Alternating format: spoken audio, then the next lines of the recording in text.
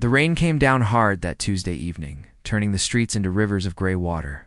16-year-old Deshaun pulled his thin jacket tighter around his shoulders as he pushed through the door of Miller's diner. The warm air inside hit his face, and he could smell coffee and fried food. His stomach growled loudly. He'd just finished his evening shift at Patterson's grocery store, where he stocked shelves and helped customers for minimum wage. His sneakers were worn through at the bottom, and he could feel every wet step he'd taken from the bus stop. But he couldn't go straight home tonight. Not yet. His mom was waiting for him to bring something back for dinner, and their fridge at home was almost empty. Deshaun found a seat at the counter and pulled out his wallet. Inside were 3 crumpled $5 bills and some loose change. $15.67. He'd counted it twice already on the bus. This money had to last him until Friday, which was 3 days away. But his mom needed to eat, and so did he. The waitress, an older woman named Betty who knew him from his weekly visits, came over with a tired smile. She'd been working at this diner for 20 years, and it showed in the way she moved, like every step hurt just a little. "Hey, sweetie," she said, placing a plastic menu in front of him. "The usual?"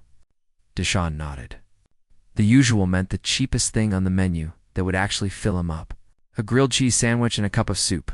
$4.50, plus he always left Betty a $1 tip because she was kind to him. That would leave him with $10 for the rest of the week, while Betty went to put in his order. Deshaun looked around the diner. It wasn't crowded tonight. The rain had kept most people home. There were only a few other customers scattered around the worn booths. That's when he noticed the elderly couple sitting 3 booths away from him. The man wore a simple, button-down shirt that had seen better days, and the woman had a cardigan wrapped around her thin shoulders. They both had gray hair and faces lined with age. Something about them seemed off, though. They kept looking at each other with worried expressions, and they were speaking in low, hushed voices. Deshaun tried not to stare, but he couldn't help watching them from the corner of his eye. The woman had her hands folded on the table, and she kept shaking her head slowly. The man reached across and held her hands, saying something that Deshaun couldn't quite hear. Betty brought Deshaun his soup and sandwich, and he started eating slowly, trying to make it last. He was always hungry these days. Between school, homework, and working 3 different part-time jobs, he barely had time to eat properly. His mom told him he was growing too fast, shooting up like a weed, and that's why he was always starving. But Deshaun knew the real reason. There just wasn't enough money for food. His mom, Patricia, worked as a hotel housekeeper until her back gave out 6 months ago. Now she could barely stand for more than an hour without pain shooting down her legs. The disability payments hadn't started yet, tangled up in paperwork and waiting lists. So everything fell on Deshaun's shoulders. The rent, the utilities, the food, everything. He didn't mind, not really. His mom had raised him by herself since he was 3, working double shifts and sacrificing everything to keep a roof over their heads. She'd taught him about dignity, about working hard, about treating people right no matter what. Now it was his turn to take care of her. Deshaun was halfway through his sandwich when he heard the elderly man's voice rise slightly. Not in anger, but in embarrassment. "I'm so sorry," the man was saying to Betty, who had walked over to their table with the check. "Our card isn't working. We must have." "I don't know what happened. We had money in the account this morning." Betty's face softened with sympathy. "It's okay, Mr. Hayes. These things happen. You can come back and pay tomorrow." But the old man shook his head firmly. No, we can't do that. We ordered the food, we should pay. We'll leave. I'm terribly sorry for the trouble." The woman, his wife, looked like she might cry. Her hands trembled as she started to gather her purse. They hadn't even touched their food yet. 2 plates of meatloaf and mashed potatoes sat steaming on their table, completely untouched. Deshaun felt something twist in his chest. He looked down at his wallet sitting on the counter next to his plate. $15.67. Well, $10.67 now that he'd paid for his meal and tip. That money was supposed to buy rice, beans, and maybe some eggs to get them through to Friday. He thought about his mom at home, probably lying on the couch with a heating pad on her back, waiting for him to return with groceries. He thought about his own empty stomach and how hungry he'd be by tomorrow afternoon. He thought about the math test on Thursday that he needed to study for, and the extra shift at the car wash on Saturday that would give him another $40. Then he looked at the elderly couple again. The man was helping his wife stand up, his hand gentle on her elbow. They both looked so tired, so worn down. They reminded him of his mom, actually. That same look of trying to keep dignity when the world kept knocking you down. Deshawn's mom had a saying she repeated so often that it was practically burned into his brain. "Baby," she'd tell him, "being broke in your pocket doesn't mean you have to be broke in your heart. We might not have much, but we always have enough to be kind." Before he could talk himself out of it, Deshawn stood up. His legs felt shaky, and his heart was pounding. He walked over to the elderly couple's booth, his wallet clutched in his hand. "Excuse me," he said quietly. Both of them turned to look at him, surprise on their faces. I couldn't help but overhear. Please, let me pay for your meal." The old man's eyes widened. "Oh no, son." "We couldn't possibly please," Deshawn interrupted, his voice stronger now. "I want to do this. My mom always taught me to help people when I can, and I can help you tonight." The woman's eyes filled with tears. She looked at her husband, then back at Deshawn. "Young man, are you sure?" "That's very kind, but I'm sure," Deshawn said. He walked to the counter where Betty was watching with her hand over her heart. He pulled out a $10 bill and handed it to her. "For their meal, whatever's left, keep it." Betty took the money slowly, like she was handling something precious. "You're a good kid, Deshawn. Your mama raised you right." Deshawn walked back to the elderly couple. The man stood up and extended his hand. His grip was firm and warm when Deshawn shook it. "What's your name, son?" the old man asked. Deshawn. "Deshawn Johnson." "Well, Deshawn Johnson, my name is Thomas, and this is my wife, Eleanor." "What you just did. That's something special. That's something we won't forget." Eleanor reached out and squeezed Deshawn's hand. Her skin was soft and papery, and she was definitely crying now. "Thank you," she whispered. "You have no idea what this means to us." Deshawn felt his face getting hot. He wasn't used to this kind of attention. "It's okay, really. I hope you enjoy your dinner." He started to walk back to his seat, but Thomas called after him. "Deshawn, wait. Would you sit with us? Please? We'd like to know more about the young man who showed us such kindness." Deshawn hesitated, then nodded. He grabbed his jacket from the counter and slid into their booth. Outside, the rain kept falling, but inside Miller's diner, something was beginning. Something that would change everything.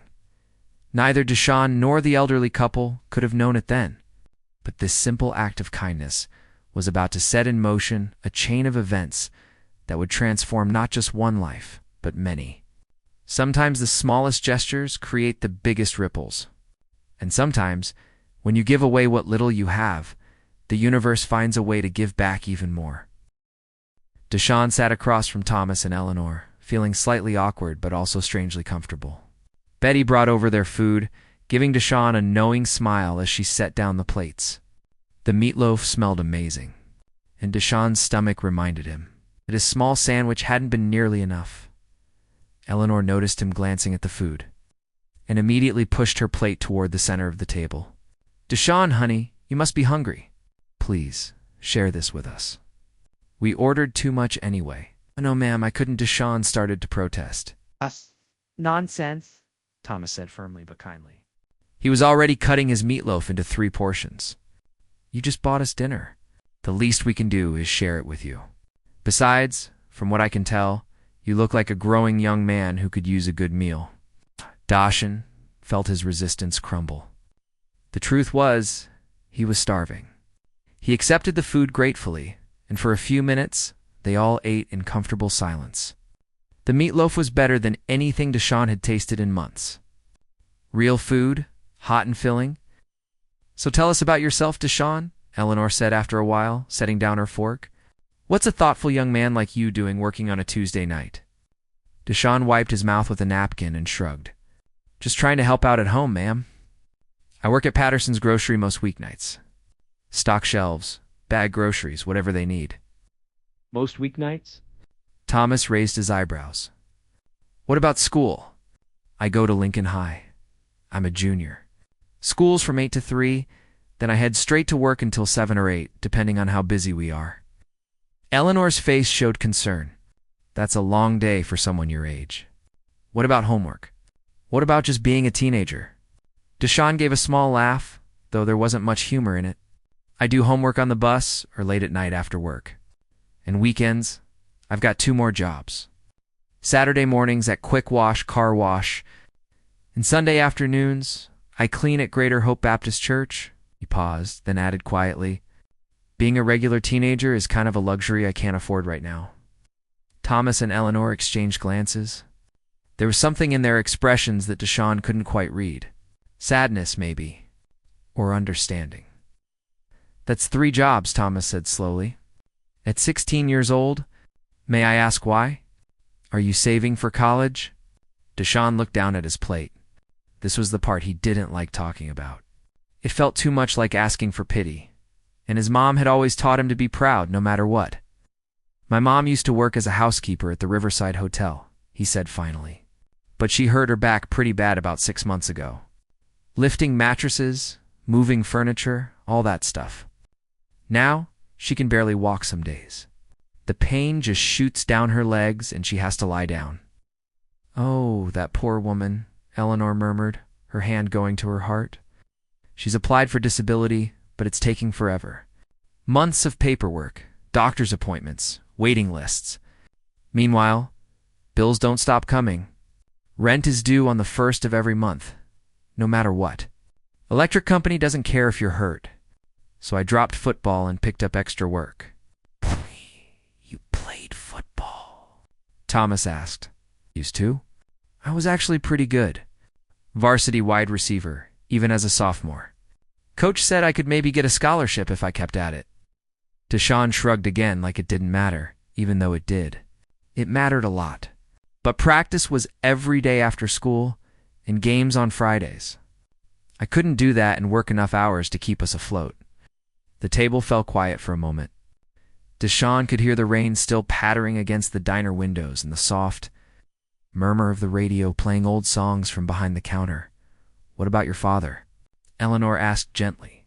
Is he in the picture? No, ma'am. He left when I was 3. Mom says he had his own demons to fight, and he couldn't be the father I needed. I don't remember him much. It's always just been me and Mom. Thomas leaned back in the booth, studying Deshawn with sharp, intelligent eyes. You must be tired all the time. 3 jobs, school, taking care of your mother. When do you sleep? 5, 6 hours most nights, sometimes less. Deshawn realized how that sounded and quickly added, but I'm managing okay. My grades are still good. Mostly A's and B's. I'm not going to let this situation mess up my future, you know? Mom always says education is the one thing nobody can take away from you. Your mother sounds like a wise woman, Eleanor said warmly. She is. She's the best person I know. Deshawn's voice filled with emotion. She worked herself to the bone for me my whole life. 2 jobs sometimes, double shifts, whatever it took. Made sure I had school supplies, made sure I ate, kept me in church, kept me on the right path. Now she's hurting and can't work, and it's my turn to step up. That's just what family does. Is that why you paid for our dinner tonight? Thomas asked. Even though you clearly need every dollar? Deshawn met the old man's eyes. Mom has this thing she always says. She says being poor in your pocket doesn't mean you have to be poor in your heart. We might not have much money, but we always have enough to be kind to people. When I saw you 2 having trouble, I thought about how many times Mom and I have been in tight spots. How many times people have helped us when they didn't have to. The lady at the corner store who lets us pay for milk a day late sometimes. Our neighbor, Mr. Peterson, who brings us leftovers when he cooks too much. People have been good to us. I figure I should pass that on when I can. Eleanor's eyes were shining with tears again. She reached across the table and took Deshawn's hand in both of hers. Her skin was warm and soft, and her grip was surprisingly strong. Deshawn, you are an extraordinary young man. Do you know that? Deshawn felt his face flush. I'm just doing what feels right, ma'am. That's what makes it extraordinary, Thomas said. Most people, when they're struggling, they turn inward. They focus only on their own survival. But you, in the middle of your own hardship, you saw two strangers in trouble and didn't hesitate to help. That speaks to your character. What are your dreams, Deshawn? Eleanor asked. After high school, what do you want to do with your life? Deshawn's face lit up for the first time that evening. I want to study engineering. Maybe mechanical or civil engineering. I love figuring out how things work, how to build things, how to solve problems. I'm really good at math and science, and my teachers say I have a natural aptitude for it. Have you thought about which colleges you'd like to attend? Thomas asked. I think about it all the time, Deshawn admitted. But honestly, I don't know how I'm going to afford it. Even with financial aid, there's still so much cost. And I can't leave Mom alone, not when she needs help. I've been thinking maybe I could go to community college here in town. Keep working, stay home to take care of her. It's not my dream school, but it's realistic. Thomas nodded slowly, as if processing all of this information. And what would you do with an engineering degree? What kind of problems would you want to solve? Deshawn thought about it. I'd want to design things that help people. Like affordable housing that's actually safe and comfortable. Or better accessibility features for people who are injured or disabled, like my mom. Systems that make life easier for people who are struggling. I know what it's like to have everything be hard, you know? I'd want to make things less hard for others. That's a beautiful dream, Eleanor said softly. The world needs more people who want to help, not just make money. He talked for another hour. Deshawn found himself opening up in ways he rarely did, telling them about his favorite classes. His friend Jerome, who graduated last year and joined the army, his mom's love of old gospel music. The way their apartment got so cold in winter that they had to sleep in layers of clothes. Thomas and Sablono shared some things too. They'd been married for 43 years. They had 2 grown children who lived far away, one in California and one in Texas. They missed them terribly. Eleanor loved gardening, and Thomas had a passion for chess. They seemed like ordinary people, kind and humble. As the evening wound down and the diner prepared to close, Thomas pulled out a small notepad and a pen from his jacket pocket. Deshawn. I know this might seem strange, but would you give me your full name and address? And maybe your phone number if you have one. Deshawn hesitated. Why? Because we'd like to send you a proper thank you, Eleanor explained. What you did tonight was special, and we want to acknowledge that somehow. You really don't have to, please, Thomas said. Humor an old man. Let us do this. Something in his voice made Deshawn agree. He wrote down his information carefully. Deshawn Christopher Johnson, followed by the address of their small apartment on Maple Street, and his mom's cell phone number since he didn't have his own phone. Thomas folded the paper carefully and put it in his wallet. Then he and Eleanor both stood up, and to Deshawn's surprise, they both hugged him. Eleanor held on for a long moment, and he could feel her trembling slightly. Thank you, Deshawn, she whispered. You've given us more than dinner tonight. You've given us hope that there are still genuinely good people in this world. As Deshawn walked home in the rain that night, his jacket soaked through and his stomach finally full, he thought about the evening. He'd given away money he couldn't afford to lose, but somehow he didn't regret it. Meeting Thomas and Eleanor had felt like something important, though he couldn't explain why. He had no idea that in less than 12 hours, there would be a knock on his door that would change everything. No idea that this simple act of kindness was about to open doors he'd never dreamed possible. Sometimes the universe works in mysterious ways, rewarding those who give freely without expecting anything in return.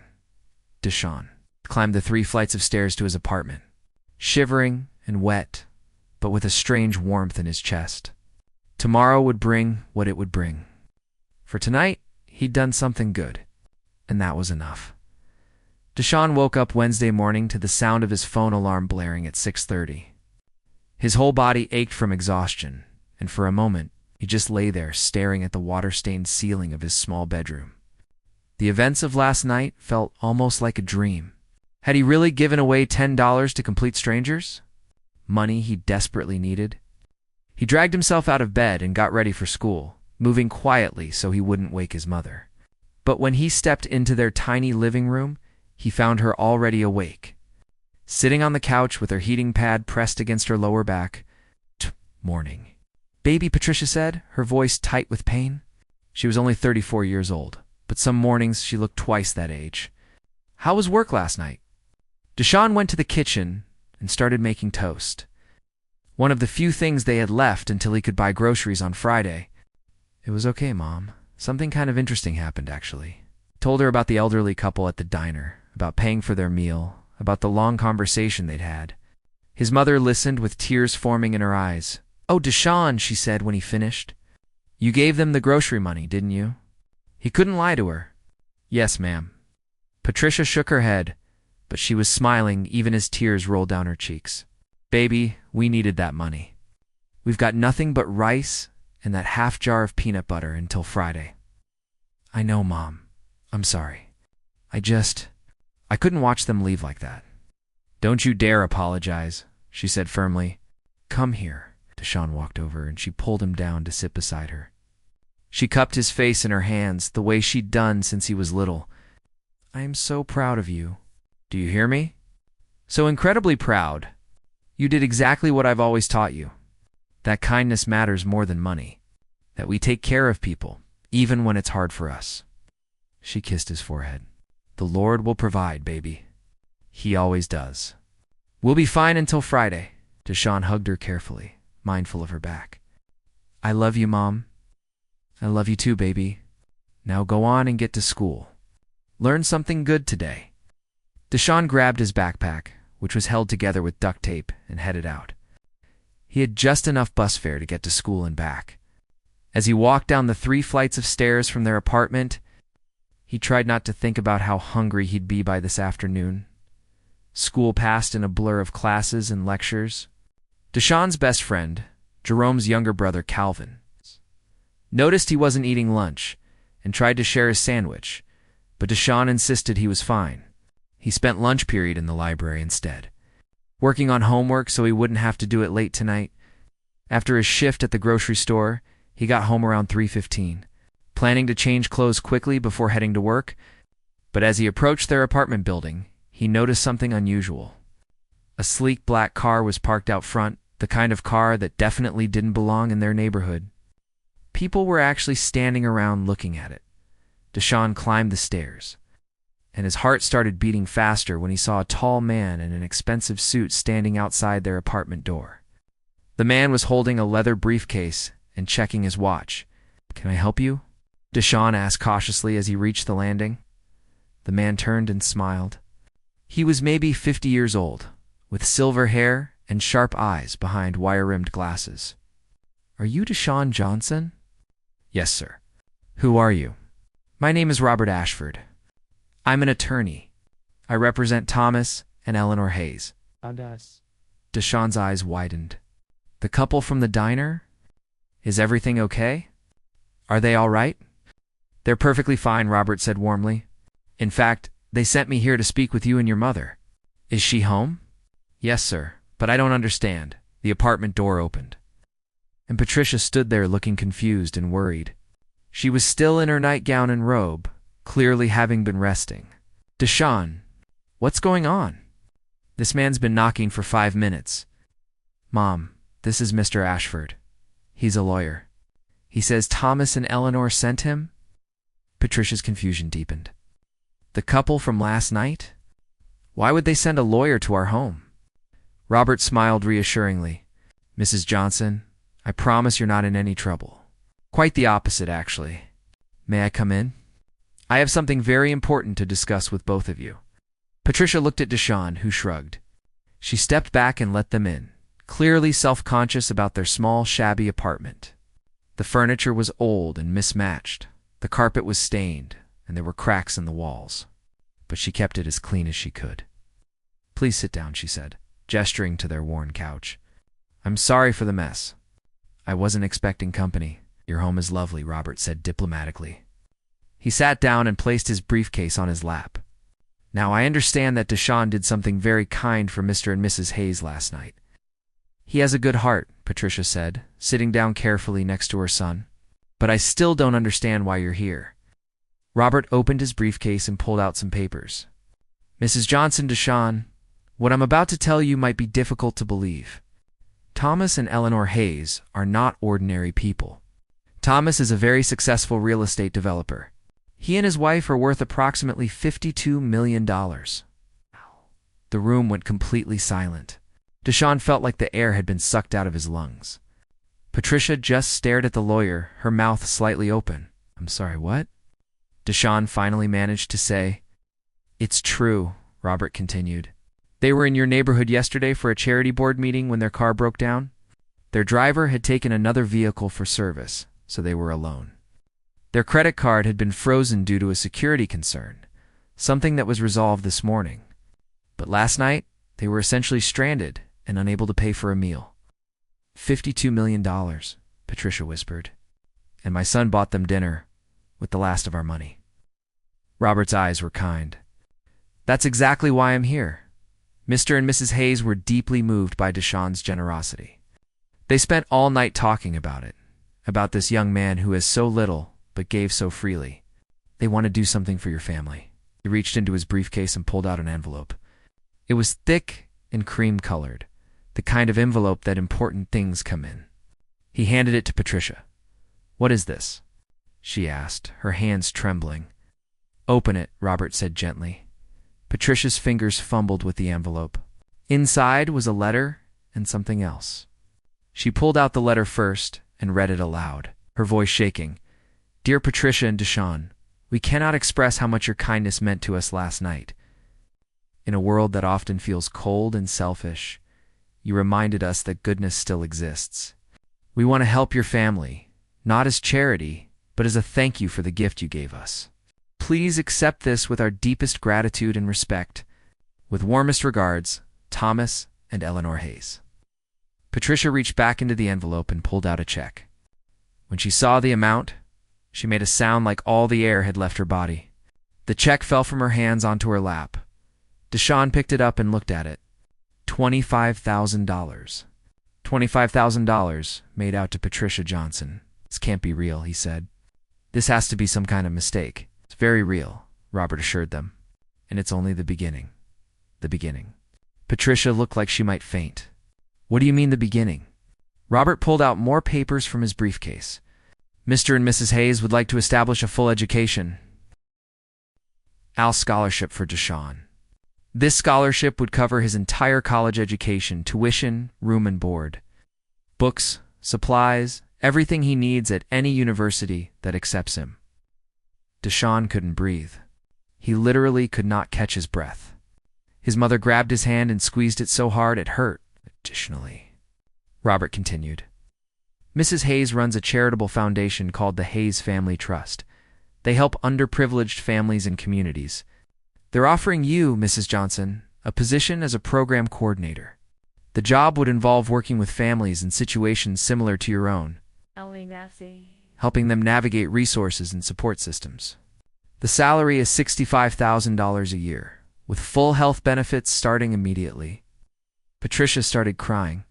Not quiet tears, but deep, sobbing cries that shook her whole body. Deshaun put his arm around her, his own vision blurring with tears. "Why?" Deshaun asked, his voice cracking. "Why would they do this for us? I just bought them dinner. It was $10. Robert leaned forward, his expression serious and sincere. "Deshaun, it wasn't about the money. It was about what that $10 represented. You had almost nothing, and you gave it away to help strangers. Thomas and Eleanor have been wealthy for a long time, and they've met thousands of people who would do anything for their money. But they've rarely met someone who would give their last dollar expecting nothing in return. That's priceless to them. That's the kind of character they want to support and celebrate." Patricia wiped her eyes and looked at the check again, like she still couldn't believe it was real. "I can pay for my medical treatments," she whispered. "I can afford the physical therapy my doctor recommended. I can actually get better. We can buy groceries," Deshaun added, and then he laughed through his tears. "Real groceries, not just rice and peanut butter." "There is one condition," Robert said, and Deshaun's heart sank. Of course, there was a catch. Nothing this good ever came without strings attached. "What is it?" Deshaun asked warily. "Thomas and Eleanor want you to promise to pay it forward." Once you're established in your career, they want you to help others the way they're helping you now. Mentor young people from difficult backgrounds. Share your story. Inspire others to choose kindness, even when it's hard. They're not just investing in you, Deshaun. They're investing in all the people you'll help in the future. Deshaun felt something shift in his chest. This wasn't a burden. This was a purpose. I can do that, he said. I want to do that. Robert smiled and extended his hand. Then we have a deal.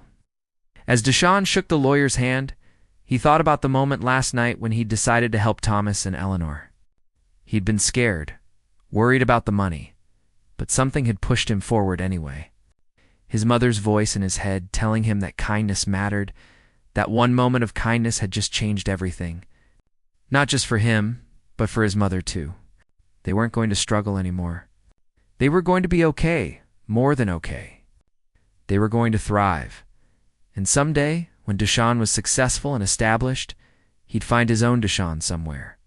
A kid who needed help, who needed someone to believe in them. And he'd pay it forward, just like he promised. The circle of kindness would continue. Growing wider with each person it touched, the next few weeks felt like living in a dream that Deshaun was terrified he'd wake up from. But every morning, the reality remained. The check was real. The scholarship was real. His mother's new job was real. The first thing Patricia did was go to the bank with Robert Ashford to deposit the check. She'd been so nervous walking into that building, convinced that somehow they'd tell her it was a mistake, that the money wasn't really theirs. But the bank manager had smiled warmly, verified everything, and the money went into their account. $25,000? More money than Patricia had ever seen in her entire life. She cried in the bank parking lot for 20 minutes while Deshaun held her. The second thing she did was schedule an appointment with a specialist for her back. A real doctor, not the free clinic where they'd been making her wait for months. Within a week, she had a diagnosis, a treatment plan, and her first physical therapy session booked. The doctor said that with proper care, she could recover most of her mobility. She might never be pain-free, but she could have her life back. Deshaun watched his mother transform day by day. The lines of worry on her face began to soften. She smiled more. She could stand for longer periods without wincing. She started cooking real meals again, filling their apartment with smells that reminded Deshaun of his childhood. Before everything got so hard, but the biggest change came 2 weeks after Robert's visit. Thomas and Eleanor called and invited them to dinner at their home. Their actual home. Deshaun had never been more nervous in his life. He and his mother took the bus to the address they'd been given, getting off in a neighborhood where the houses had 3-car garages and manicured lawns that looked like golf courses. They walked up a long driveway to a house that could have fit 20 of their apartments inside it. "I don't think we belong here," Patricia whispered, smoothing down her best dress, which was still worn and outdated. "Mom, they invited us. We belong here because they want us here." Before they could knock, the door swung open. Eleanor stood there beaming, wearing simple slacks and a cardigan, looking exactly like she had at the diner. "Oh, you're here. Come in, come in. We've been waiting for you." She hugged them both like they were family, and Deshaun felt some of his nervousness melt away. Thomas appeared behind her, grinning widely. "Deshaun, Patricia, welcome to our home." The house was beautiful, but not showy. Comfortable furniture, family photos on the walls, a lived-in feeling that made it feel like a home rather than a museum. They ate dinner at a kitchen table, not some fancy dining room. Eleanor had cooked pot roast and vegetables, and they ate like normal people, laughing and talking. "How's the new job, Patricia?" Eleanor asked over dessert. Patricia's whole face lit up. "It's wonderful. I mean, it's overwhelming sometimes because there's so much to learn, but the people I work with are so kind and patient. And Mrs. Hayes, knowing that I'm helping families like mine, families that are struggling, it gives me purpose.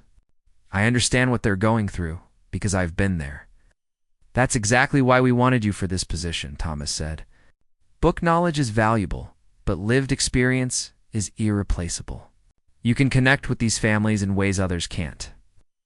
"And Deshaun," Eleanor turned to him, "Robert tells me you've been meeting with the college counselor. How's that going?"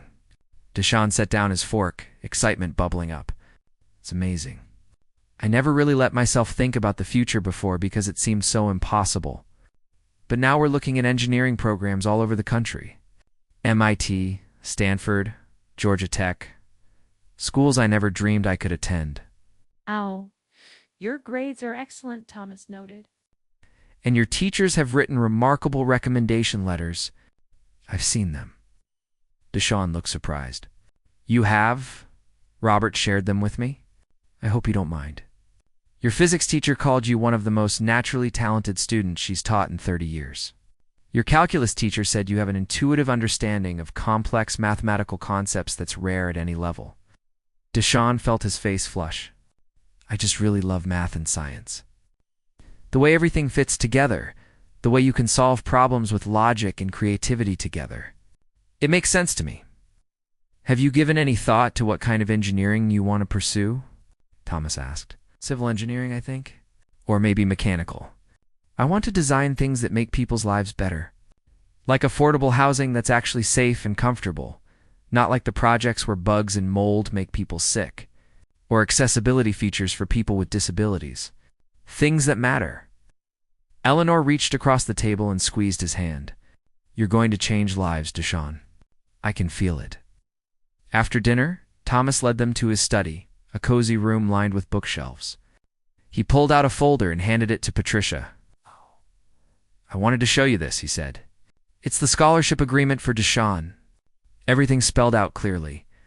Full tuition, room and board, a living stipend for expenses, book allowances, even money for a laptop and supplies. Whatever university he chooses, wherever he wants to go, it's covered.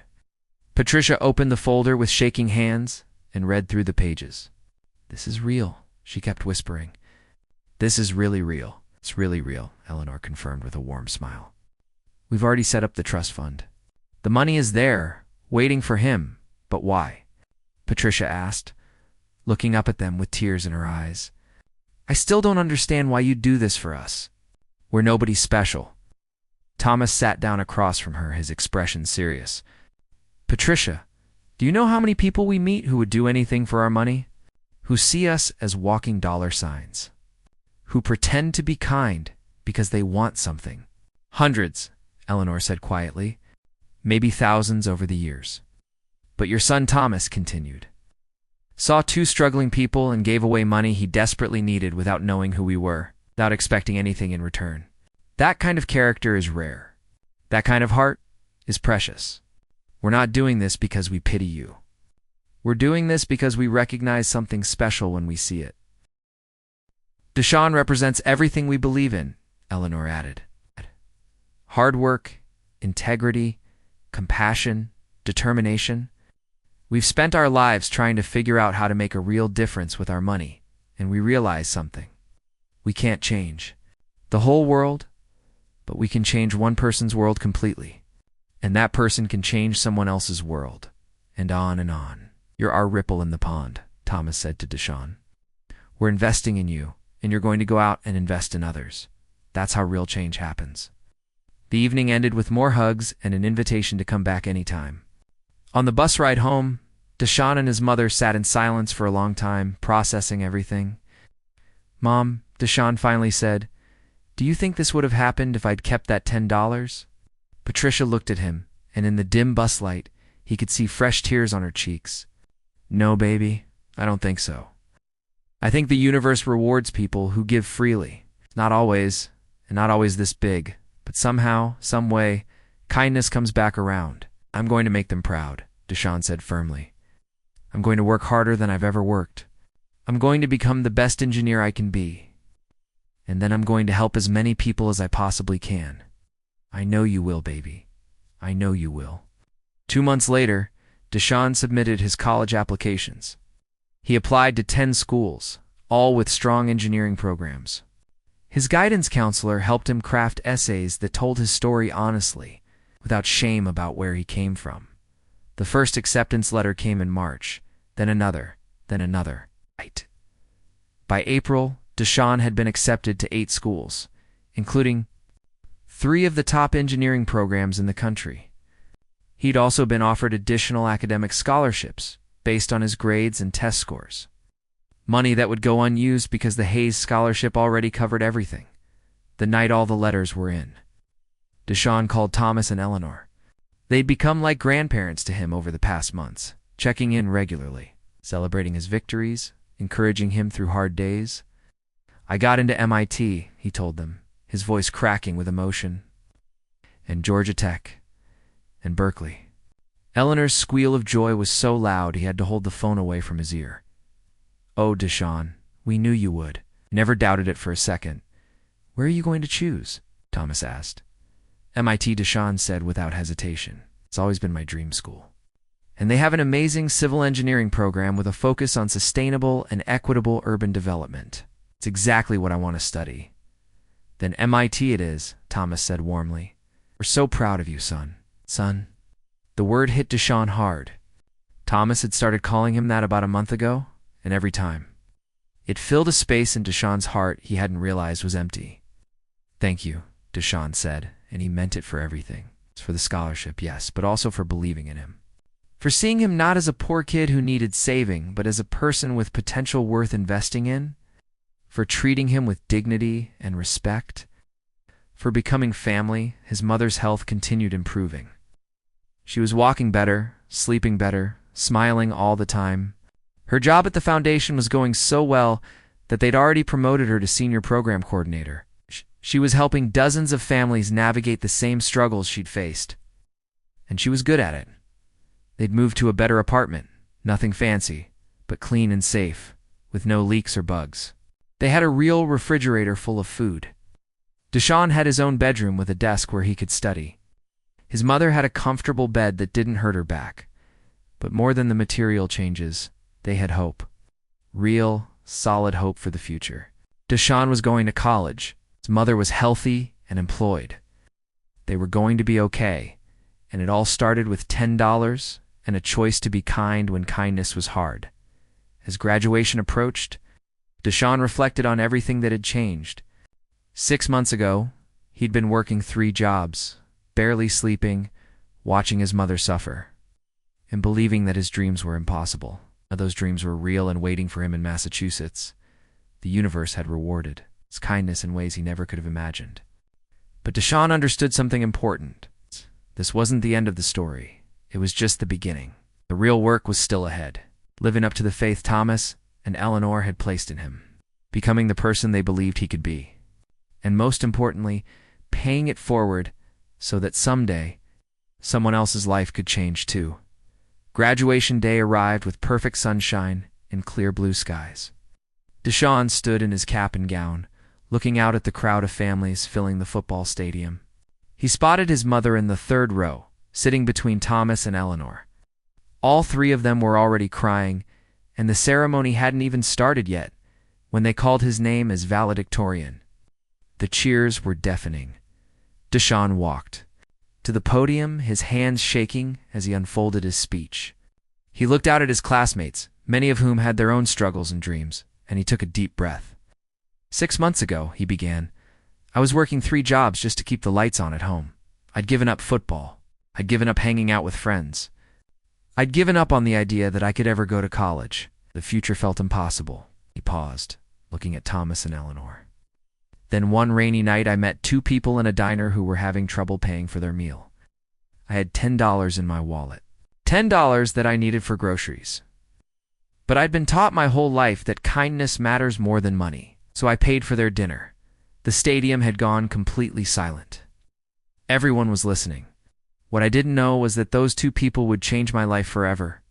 Not just by helping me financially, though they did that in ways I still can't fully comprehend, but by seeing something in me that I didn't even see in myself, by believing that I was worth investing in, by treating me not as charity, but as someone with potential. Deshaun's voice cracked with emotion. In a few months, I'm going to MIT to study engineering. My mom is healthy and working a job she loves. We have a home, food, security, things I thought were impossible 6 months ago. And I learned something important through all of this. Kindness is never wasted, even when it costs you something, even when it's hard, especially when it's hard. He looked at his classmates. We're all leaving here today to start new chapters. Some of us are going to college. Some are joining the military. Some are going straight to work. Whatever path we take, I want to challenge all of us to remember something. We have the power to change lives with simple acts of kindness.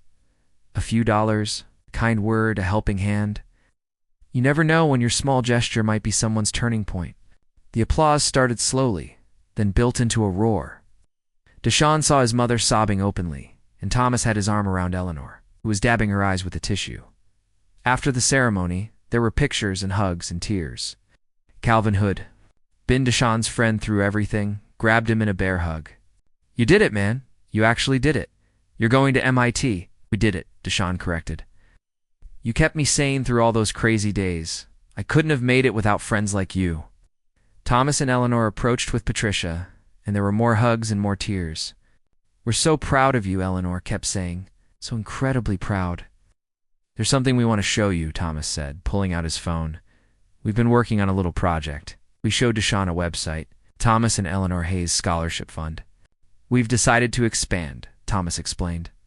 Your story inspired us. We're creating a scholarship program for students in difficult circumstances who demonstrate exceptional character and kindness, starting with 10 students this year. Eventually, we hope to help hundreds. Deshaun felt tears streaming down his face. You're helping more people like me? Because of you, Eleanor said. You showed us the impact that investing in one person can have. Now we want to multiply that impact. And we were hoping you might help us review applications when you're home from college. Share your perspective on what makes someone special. Of course, Deshaun said immediately. Anything you need, always. The summer before college flew by in a blur of preparation. Deshaun spent time volunteering at the youth center in his old neighborhood, tutoring kids in math and science. He told them his story, not to brag, but to show them what was possible. He saw his younger self in their eyes, that mixture of hope and doubt, of dreams that felt too big to reach. One afternoon, a 13-year-old girl named Destiny stayed after the tutoring session. She was small for her age, wearing clothes that had been washed so many times they were threadbare. Mr. Deshaun, she said quietly, is your story really true? Did all that really happen? Every word, Deshaun assured her. Why do you ask? Because my mom is sick. She can't work. And I want to go to college someday, but I don't see how. We can barely afford food. Her voice dropped to a whisper. Sometimes I think I should just drop out of school and get a job to help her. Deshaun's heart clenched. He sat down next to her. How old are you, Destiny? 13. When I was 16, I was working 3 jobs and thinking the exact same thing. That I should give up on school and just work. But you know what? Education is the one thing that can change everything. It's hard to see that when you're in the middle of struggling, but it's true. He pulled out his wallet and found one of Robert Ashford's business cards that he'd been carrying. I want you to have your mom call this number. Tell them Deshaun Johnson sent you. They have programs that can help with food, medical care, all kinds of things. And you keep studying hard. When you're ready for college, there are going to be scholarships available, including the Hayes Scholarship that helped me. Destiny took the card like it was made of gold. Really? Really? And Destiny, I'm going to check on you. I want to hear about your grades. I want to know how you and your mom are doing. You're not alone in this, okay? The girl hugged him so hard he could barely breathe.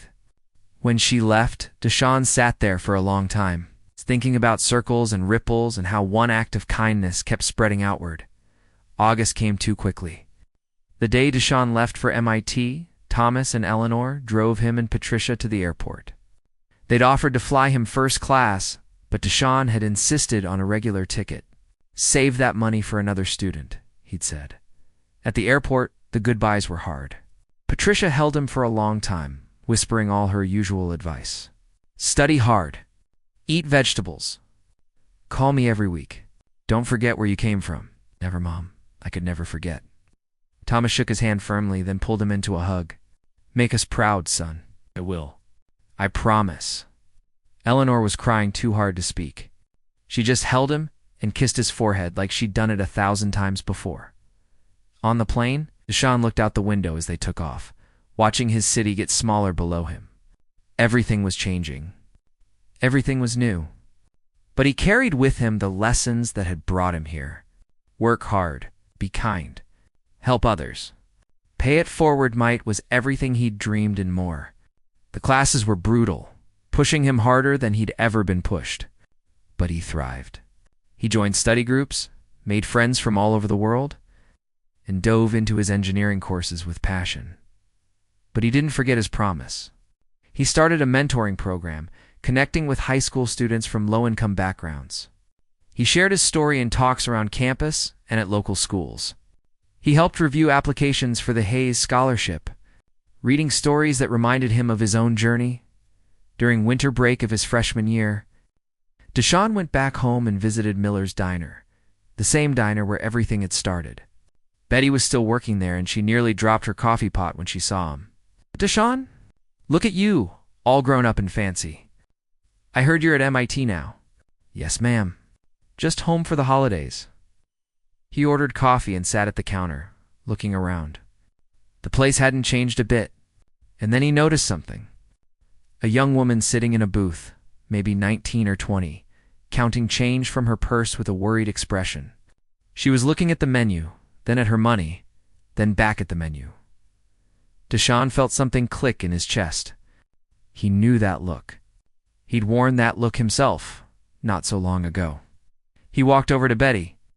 "That young woman over there, whatever she orders, put it on my bill. But don't tell her who paid for it. Just tell her someone wanted to help."